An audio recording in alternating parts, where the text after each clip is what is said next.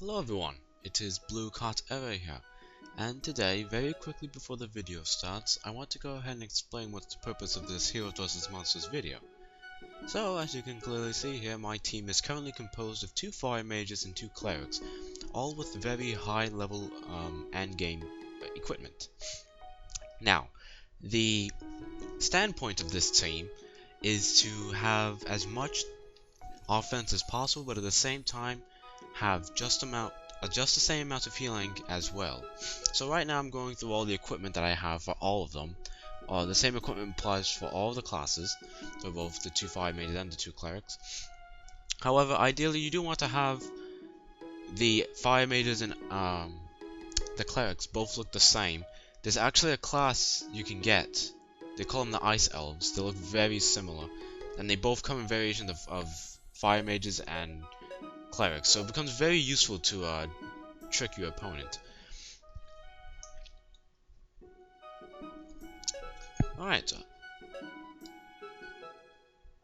so considering the fact that the screen has been changed, I had a Starfire helmet, an alchemist coat, a canticle staff, 2 rings of, I forgot what they were called, because I'm looking at the video right now, it's actually post-recording.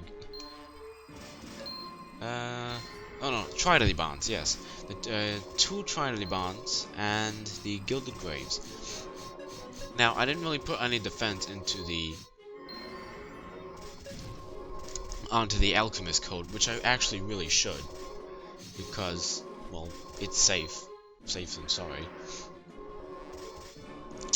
But all in all, this is the team you are currently seeing right now. At this point, you're probably seeing my team fight in the arena right now.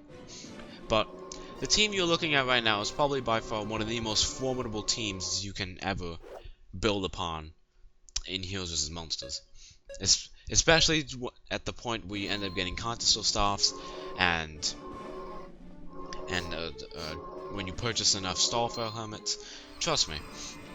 All you need is 4 Starfire helmets, and you can just share it amongst your group. You don't need to buy a Starfire helmet for every single player, for everybody in your class. You can do that if you like. Sure, go ahead, knock yourself out. But I tried to do that, then I finally thought to myself, what's the point? I can just buy 4 and then trade it amongst everyone. So I think that's a pretty smart idea. In addition, at one point, I'm eventually going to have auto combat on. There will be a nice little note at the bottom of the screen indicating when I have activated the auto combat. And apparently auto combat immediately turns on if you exit the battle with it. So in the next battle you see me instantaneously stop performing 2 skills, and that's because of the fact that the auto battle is still activated. I have no idea why it still does that. But other than that, you can just see just how quickly the 2 fire mages just dispose of everyone. I mean, yes, you do take a lot of hit points, but as long as you have the 2 clerics healing them, yeah, absolutely fine. In fact, in a fire, there's a few occurrences where you will have the same team versus the same team. As a matter of fact, this is also a very popular team to use in the game mode called Sage, because of the fact that this is a very, very hard team to take down. So, if you're ever looking for a good team that's hard to take down and easy to take down your opponent, this is the team you're looking for.